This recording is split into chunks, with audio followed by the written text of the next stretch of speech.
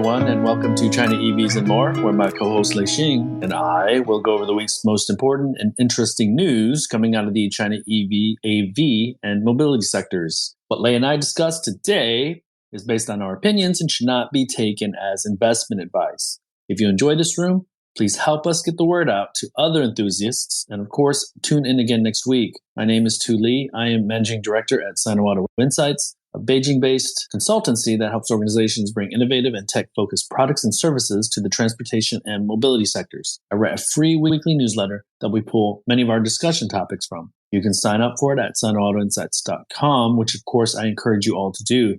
Good evening, Lei. Can you please introduce yourself? Yes, this is your co-host Lei Xing, former chief editor of China Auto Review. And this is episode number 77. Speaking of 77, today, at least here still, it's July 7th on the lunar calendar.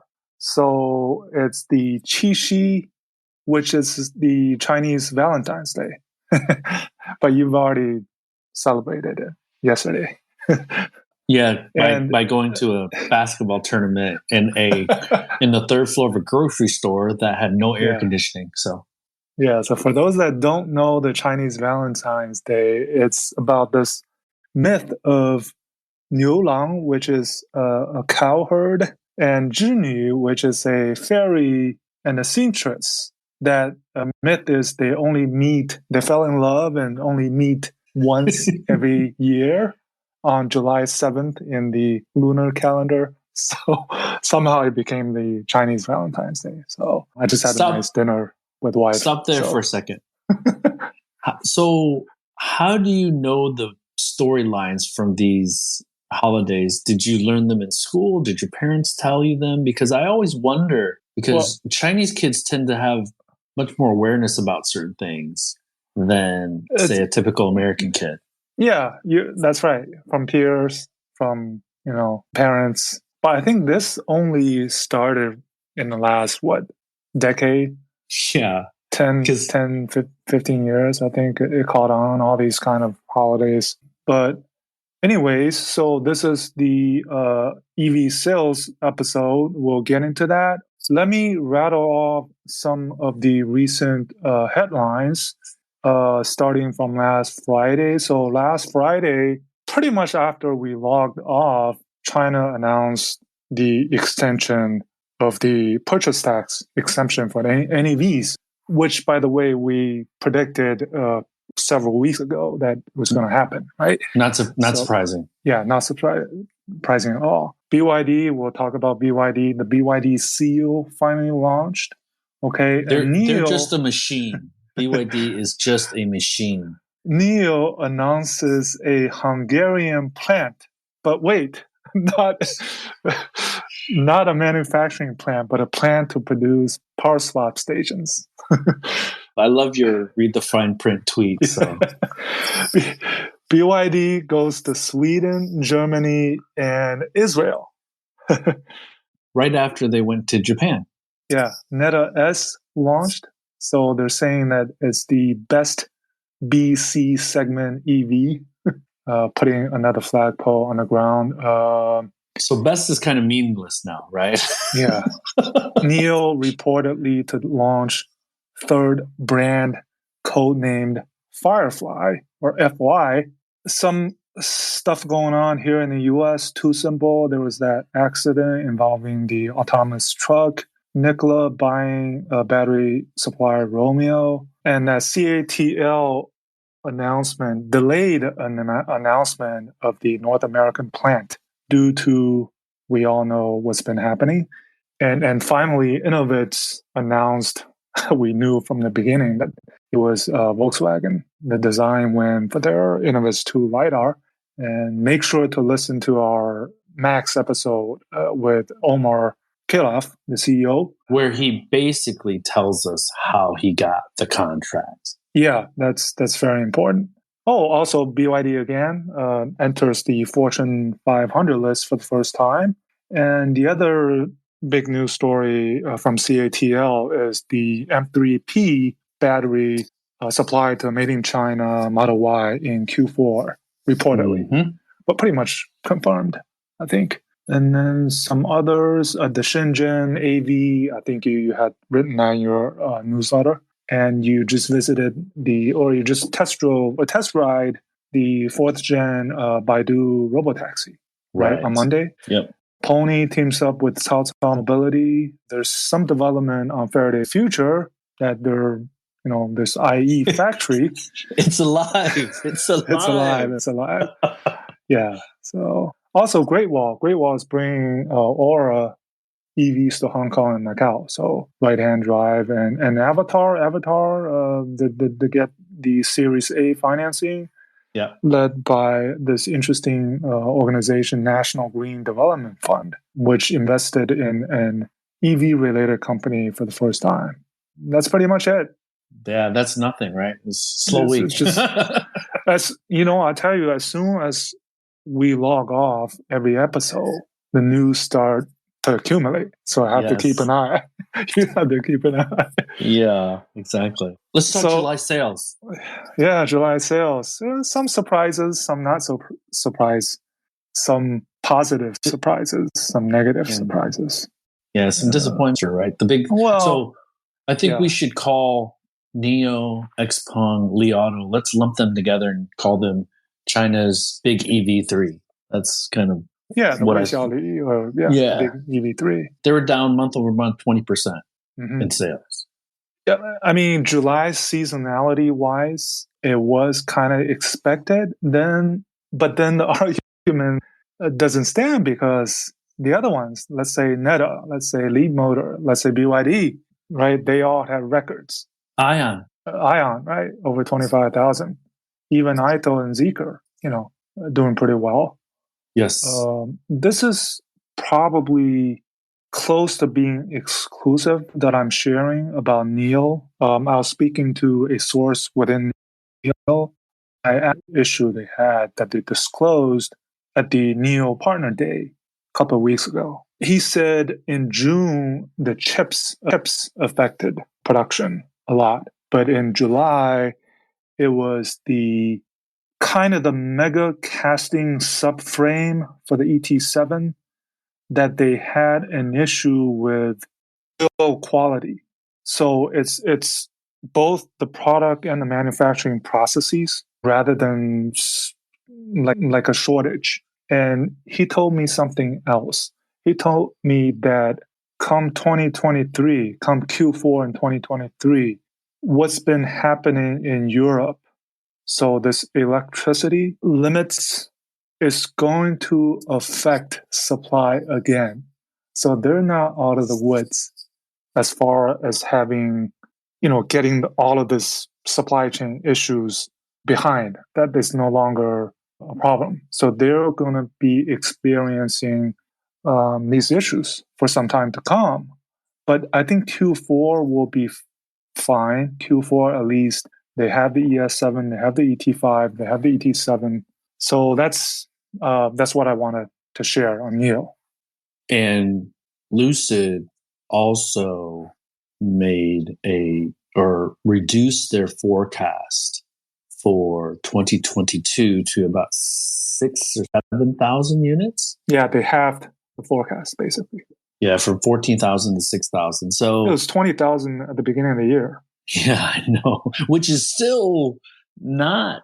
We're hand building at a few an hour, basically, if we're looking at 20,000 units for annual volume, right? Yeah. So to go from 20 to 6 in the span of 6 months, and I tweeted, Peter Rawlinson knows about manufacturing hell, or at least even if he didn't experience it himself at Tesla, he knows about it. So, and this is where I just am not sure what NIO is doing wrong and Lucid is doing wrong and the other companies are doing right. So, yeah, and a good comparison would be Fisker, right? Fisker has selected the contract manufacturing route with Magna Steyr, which is a very credible contract manufacturer. Experienced. Yeah, and ever since our first Max episode with Henrik, I mean, they've been stuck to that. They've stuck to that November 17th SOP target. That hasn't changed. Will it change? I don't know, but it's August. There's only 3 more months left. It looks okay. So that's kind of a different strategic route that they're taking, which seems to be fine, right? So let me tell a quick story here, Lei. As my third rotation at GM when I was a young whippersnapper, I worked in the material availability team. And my projects were St. Therese, the Trans Am, and the Camaro for GM that was being built in Montreal, new model year. And Doraville, which was making the U-Van or the original GL8s. And my job was to make sure that all the new parts for the new model year, and it was just basically a carryover and mid-cycle enhancement. So just a few hundred new parts for those vehicle lines. My job was to babysit those suppliers with the 200 new parts to make sure the production parts, the engineering changes were all approved for job one for the new model year. Suppliers will tell you everything is fine until the very last day. And this is, if you read the news, what William Li commented on the partner day. He was basically begging the suppliers to keep up, right? It wasn't exactly put that way, but that's what he was asking, basically, to ensure production and ensure the deliveries. And that's kind of what they're facing. And it's important to note that NIO has the CM business model. So with the exception of the ET5 that'll be at NIO Park, I think maybe I'm speaking out of place. Is NIO Park a NIO factory, or is it still going to be contract manufactured? Well, I wouldn't say it's contract manufacturer in the traditional Magna Steyr sense, but NIO never. I mean, they talk about JAC being a manufacturing partner, right? So I look at it as a half a CM rather than a Magna Steyr. So sure, yeah. I guess my whole point is that if it's not your baby, you lose a lot of control. And so I don't think it's so much on JAC, with the CM. It's all of these issues, right? It's this low pressure casting that they're trying for the first time, I think, on ET7. Sure. Mm-hmm. So they face this issue that's exclusive to NIO. That others don't have. Right. Well, Tesla has the mega casting, but and this too shall pass, right? These operational issues, because that's what they are. They're operational issues. I don't think with China's big EV3, I think the one company that has sales challenges is probably XPeng with Li Auto and NIO. I think it's more of with Li Auto, it's doubling their product, right? So I right now would if I were to rank the big three based on the current situation, what's going on, I'd probably rank NIO, Li Auto, and XPeng, because XPeng somehow their stock also is not performed that well. It took a beating. Right. There's been some exodus. There's been some reports of price movements, MSRP. We talked about that last episode, right? Right. Episodes ago. On the international front, it's not going as smooth. These are the chatter. So this G9 is really, really important now. They need to hit it out of the park. I'm not saying they will become a WM, but if the G9 doesn't hit like double their sales, it could be really, really tough for XPeng. Yeah, and I think NIO is a bit immune from XPeng's market segment, because XPeng is competing in a segment where BYD of late either has had success with their existing models, or they're launching these newer, let's say the Seal, that's competing right with XPeng's price range, I think. Yeah. Right. So I think that's one way to look at it. And there's no money being left on the table, because if XPeng loses a sale, it's going to a Neta, it's going to an Aram, it's going to a BYD. So this is where the elbowing starts and people see weakness or companies see weakness and they take advantage of it. And that's why. Yeah. And that's why we believe, you and I think this is just such an ultra competitive overall NEV market. And then within the NEV market, that sub 300,000 small, compact, mid-sized SUV mass market NEV or EV is just brutal. Yeah.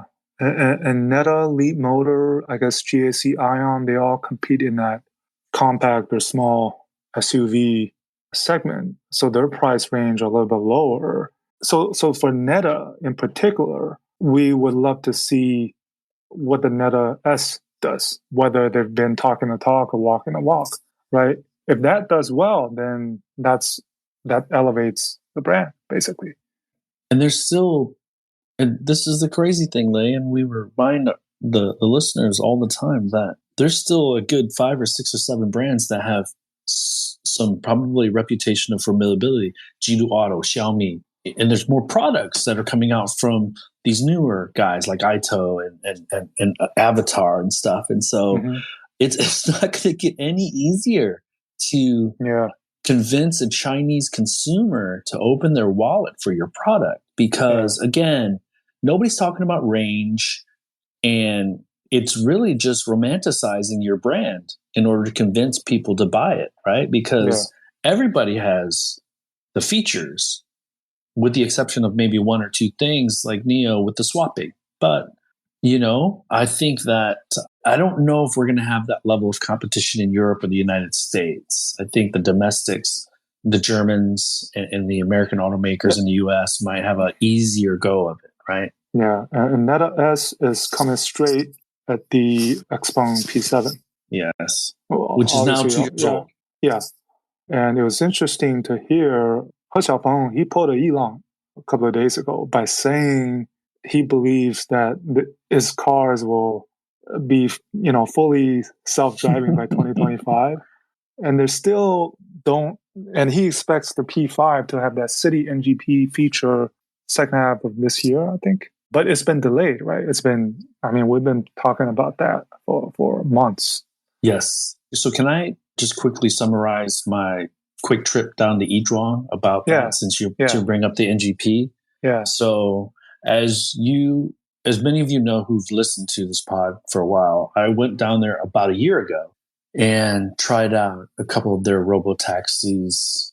Did you go with Will? Was that the trip? I went with Will. I remember that. So that was the Gen 3, and we drove a Lincoln, and it was an ICE or something. Yeah, it was an ICE, and it was a bit rough around the edges. They needed to recalibrate it, and we got back in it. And the thing that was very noticeable, and I've experienced other robotaxis in China, and they're all kind of noticeable on those as well, is the abruptness of the stops and starts. Whereas a human, you might ease into the gas pedal, you might ease into the brake pedal, but these robotaxis were much more abrupt. Now, on Monday, I tried the Gen 4, and this time it was a BEV from Hongqi, an HS3, and we drove around for about a half an hour. I was the only person in the car besides the safety driver, talking to him. And we also have to remember that Yizhuang, go ahead. The Hongqi HS5, right? HS3? HS3, yeah. That model is actually the first dedicated robotaxi model produced at a dedicated production line. So, yeah, go ahead. And so the first thing I noticed, Hongqi's pretty nice interior. It's definitely a grade above like an Xpeng on the interior materials and things like that, I believe. And the speakers in the headrest were Bose. So Hongqi is more premium than an Xpeng. Anyways, that being said, I get in, everything seems to be good. One moment where the safety driver took over was we're in a construction zone. And after about 10 seconds of driving around the construction zone, he re-engages. And the one thing that was different from before, because before we had the principal research scientist in the passenger seat kind of explaining things to us. This time it's just me and the driver. So I'm just asking him in my terrible Chinese, about all these questions. And so one thing about e-tron is that they're also experimenting or piloting V2X. And so the vehicles, he told me, can communicate with streetlights. That's a big strategic portion of Baidu's whole.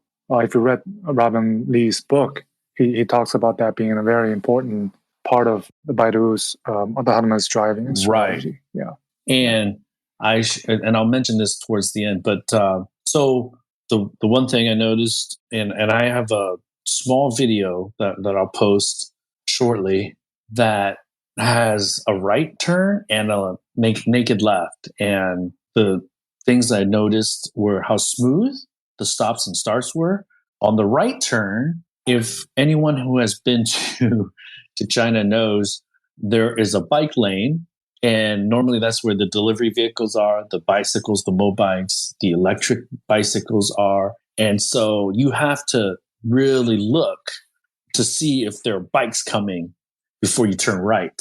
And the car did hesitate for a second and then took off. So that was pretty smooth. And then on the naked left, you could see cars, oncoming traffic coming, but they were far enough away where the car just turned left, no problems. And so definitely a lot of improvement from the first time I rode in the robotaxi. And I might actually be going down to Guangzhou next week. And if I do, I'd like to try out one or two of the robotaxi services, maybe not even contact WeRide, just try out the services while I'm down there. Because I'd love to spend a half a day at WeRide, but my son has a basketball tournament, so I'm going to be spending time at the basketball tournament. And so I don't want to be that dad, right? So the one thing that was different about this tour from the last tour, first of all, the last tour was more ad hoc. This tour was more formal, and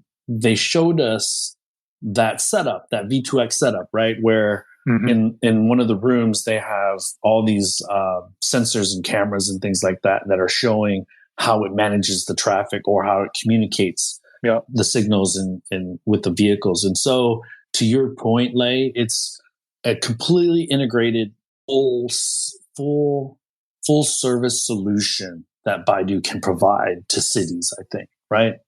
So yeah, I mean, also worth mentioning is that deep route video that they put out was pretty good, but I would, any of these videos that I would take a grain of salt because they put the best out there, right? Well, obviously, but still pretty impressive. Not to mention that Shenzhen is an hour train ride from Guangzhou, and I wanted to go visit Deep Route on a half a day trip, but last week Shenzhen had some cases, and so this is where your eyes are always bigger than your stomach, right? Yeah, exactly.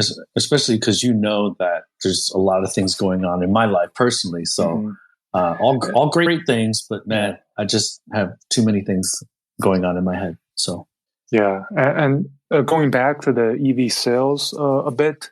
So CPCA put out that chart, right, that I tweeted of the Secretary General's estimation of July new energy PV wholesale, which include exports, obviously, right? So Tesla, he put at 30,000, and there are some other estimates. Interestingly, both the Volkswagen joint vendors, they're above 10K.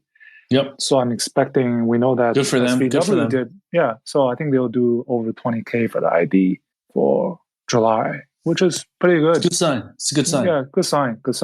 So that gives you a kind of an idea of what we're looking at going back to my forecast of 6 million units. Based on this, I think the rest of the way, if every month doesn't hit 500,000 units, I will really be surprised. And which means basically that's what, 6 months, half a million units. That's 3 million units, right? And then you add seasonality to it. 6 million is easy. So I think I'm underestimating.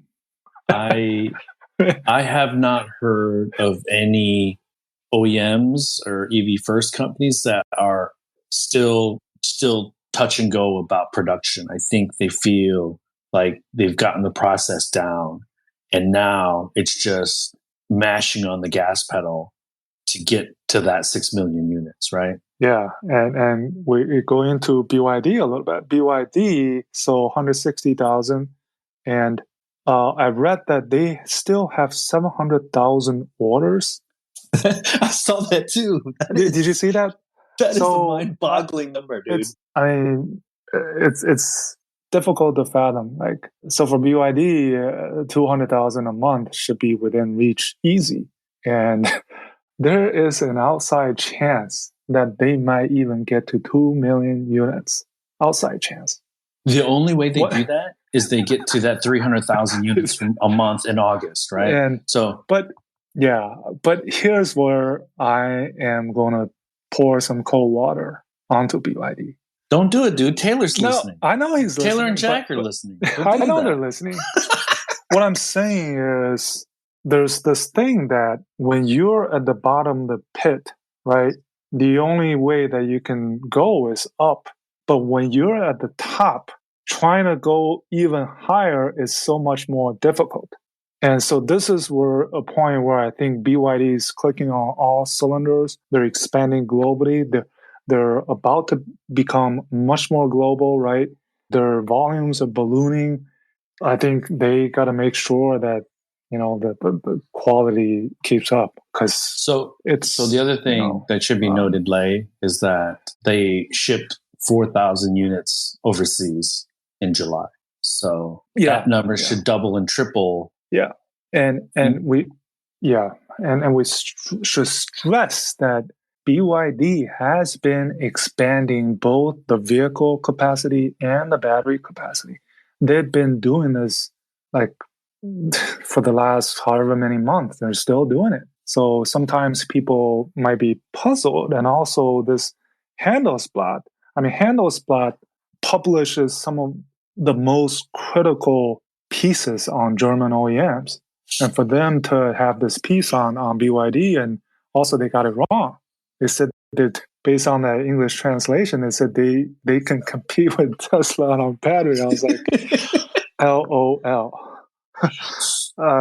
But it's like right now you've seen the Wall Street Journal, even Handelsblatt, that they're reporting on the BYD is now being recognized, right? Fortune Global 500. Oh, so you saw my tweet, my retweet, or my comment, Taylor's tweet about BYD being recognized by Western media. I think we should take some credit for that. Yeah, I really do. Yeah. So inclusive of the Snowball team, of course, obviously. Yeah. But then I always take a step back and I would tell this to BYD as well, right? You're clicking, but this is the moment where you need to be extra careful, because right. But what's great about BYD is that, to your point, as people are talking about it, as companies are talking about it, they're out there getting it done. So sometimes I retweet things with a hashtag GSD. That's kind of an internal thing.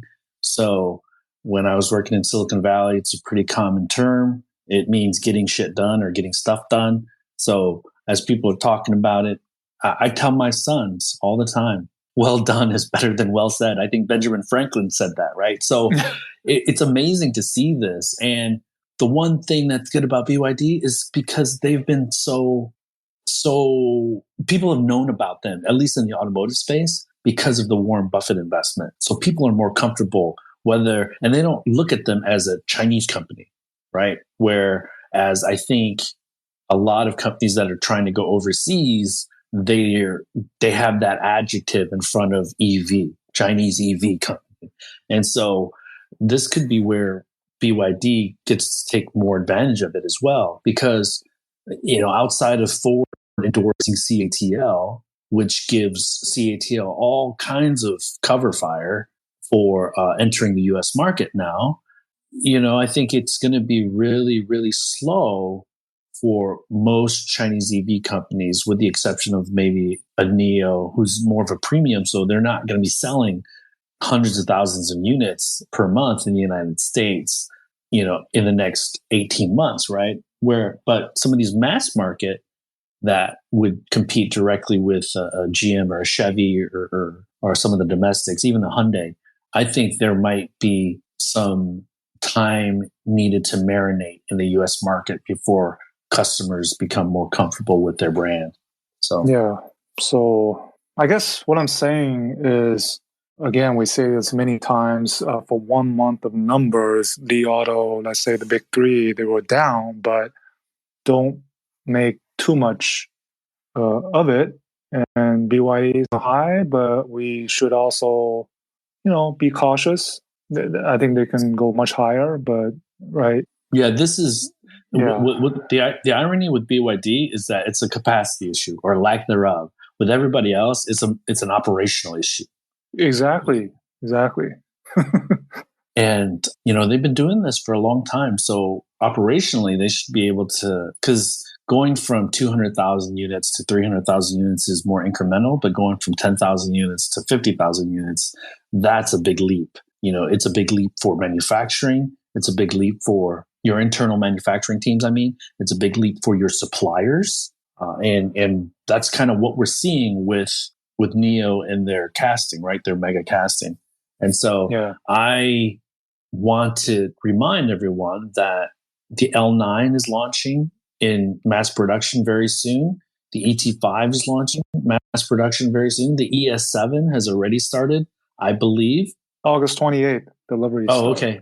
Yeah. So they're already past pilots. Probably the first few are coming off the lines very, very soon. So NIO still has some challenges or potential challenges ahead of itself. XPeng, this is the most important launch for them because they're launching this as close to premium as you're going to get for XPeng anyways till now, into a market that already has some formidable new premium SUVs.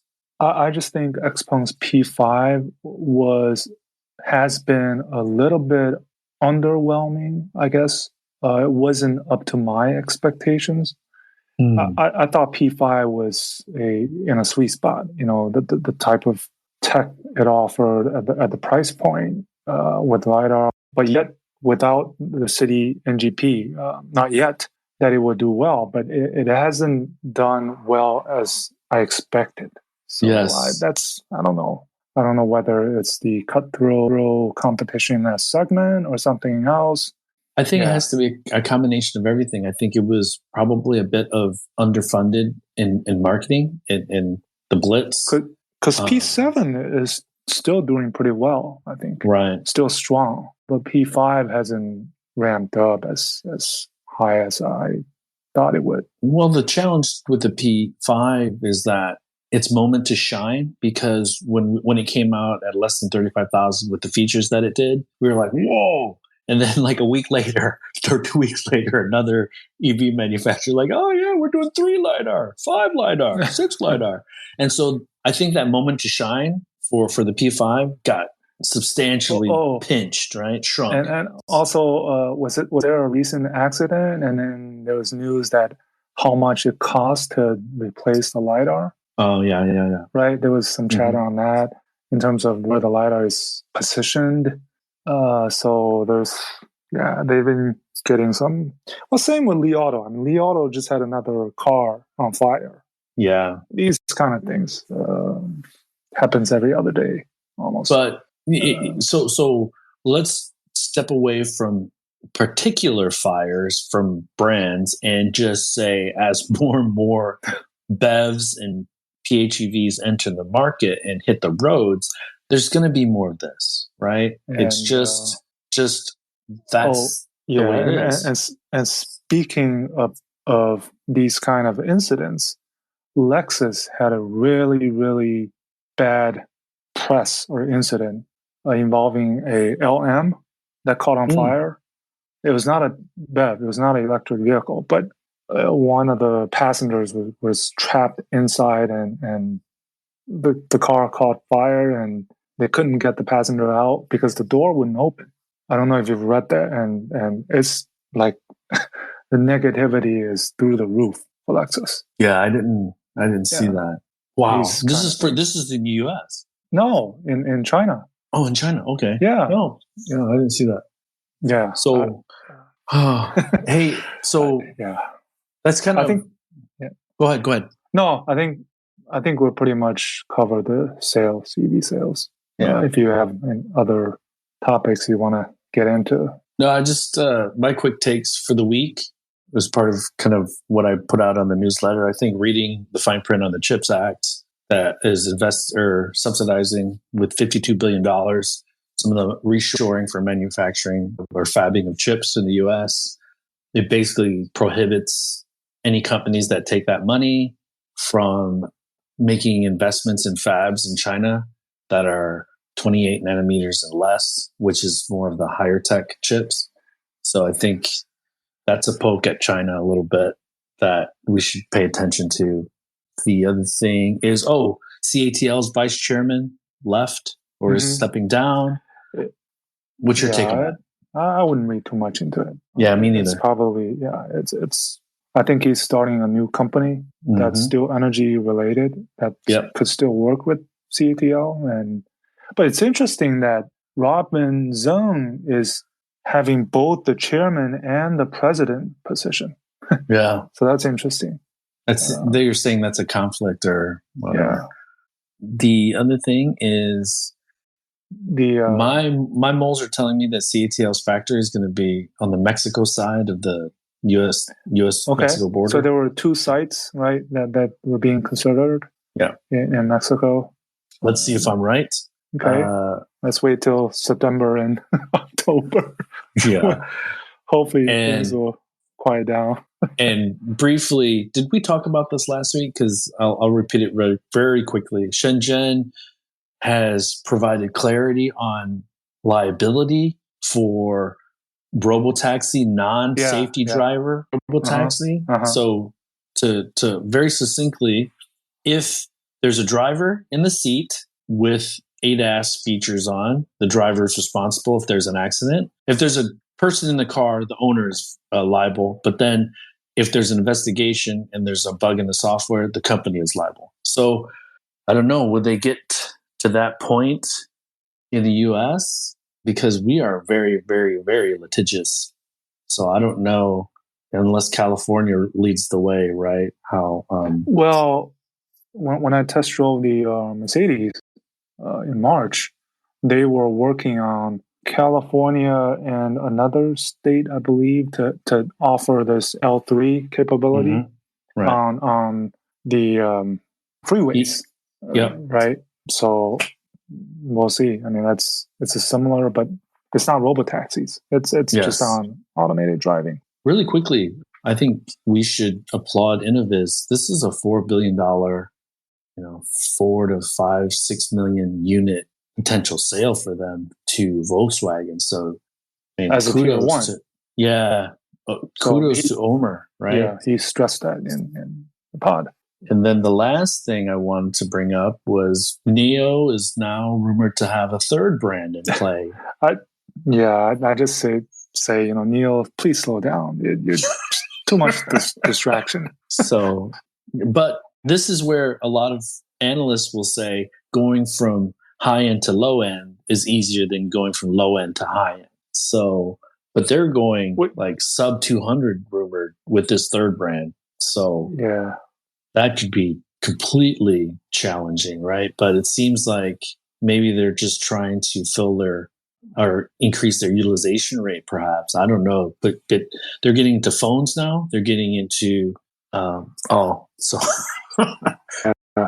well, they'll probably announce something about the Alps, the mass brand at the NIO Day this year. They'll probably announce something toward that front because they have no more models out of the NIO brand, right? Right. 6 of them already revealed. So, and I did want to mention that I sent you that article about who sees your car data. Yeah. And I posted it in my newsletter, and it's good because it actually calls out the 38 or 40 companies that have access to your data. So we'll see a lot more awareness of that, because I've gotten pinged a couple times in the last 3 weeks about security in the vehicles because they're smart. And so and we didn't see or hear any investment or emphasis from the US government about, oh, we're going to make sure that smart EVs are secure and safe in the digital infrastructure for the US, right? So I think that's kind of an opportunity for startups, but a risk as well as the US begins to embrace more and more EVs. So the only other thing that I'll mention is I think we're still in the early stages of this, what do you want to call it, confrontation. So what's going to happen in the, we know CATL is delaying the announcement because of this, but whether this will escalate into kind of what's happened before with the boycotting of brands on the Xinjiang cotton, right? With some of the sports apparel brands, we'll have to see. I don't personally think it will escalate to that point, but we don't know. It's still early in that. There's still some tit tat.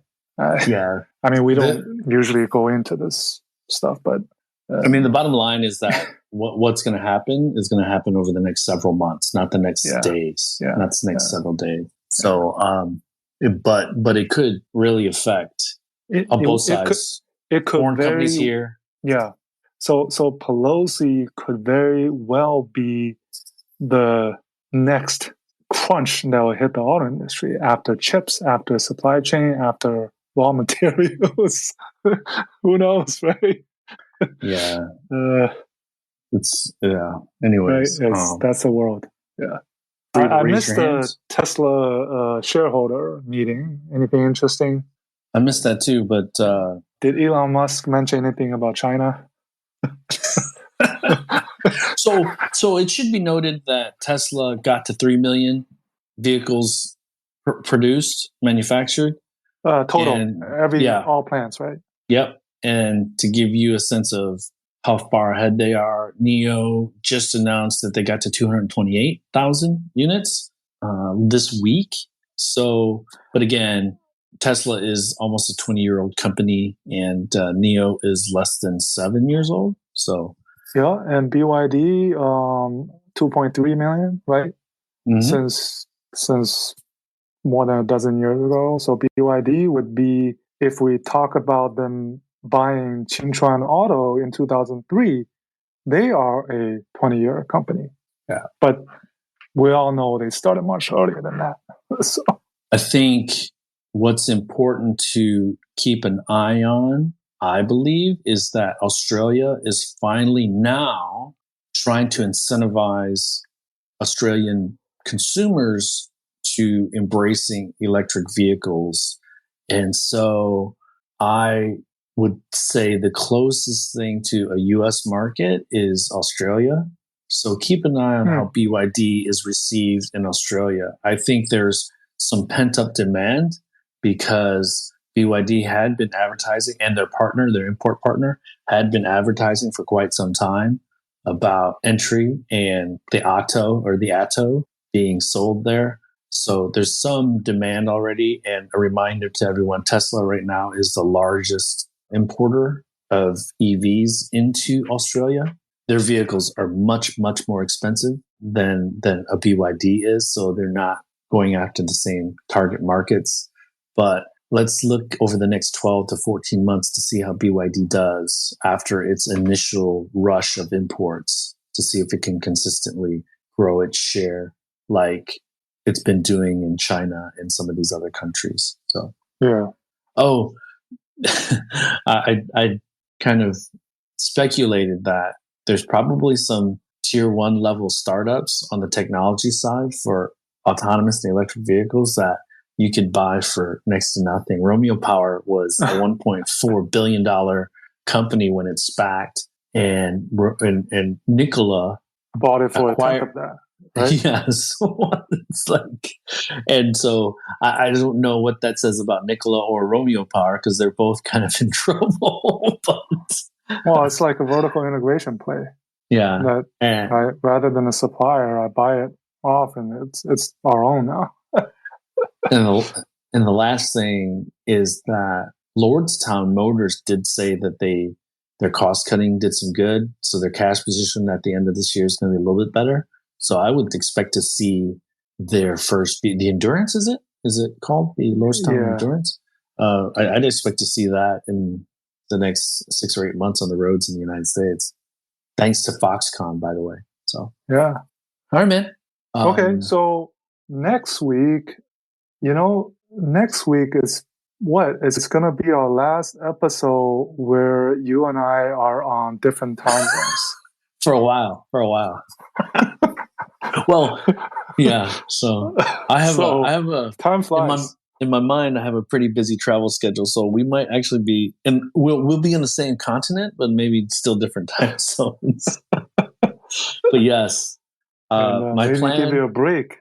Yeah, my plan is to come to the United States in 2 weeks and spend a bit of time there in Detroit, make some visits in Pittsburgh, Silicon Valley, LA, hopefully with you, Lay, quite a few of those visits. Yeah, I'm really looking forward to the Detroit trip for the auto show for whatever it's worth.